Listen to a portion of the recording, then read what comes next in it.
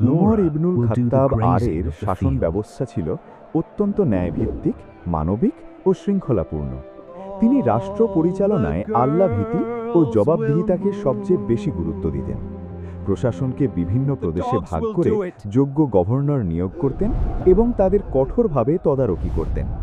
বিচার ব্যবস্থায় তিনি স্বাধীন কাজী নিয়োগ দেন, যাতে বিচার কার্যে কোনো রাজনৈতিক প্রভাব না পড়ে। দরিদ্র, এতিম ও অসহায়দের জন্য বায়তুল মাল থেকে ভাতা চালু করেছিলেন। তিনি রাতের বেলায় ছদ্মবেশে মানুষের খোঁজখবর নিতেন, যাতে প্রজাদের কষ্ট সরাসরি জানতে পারেন।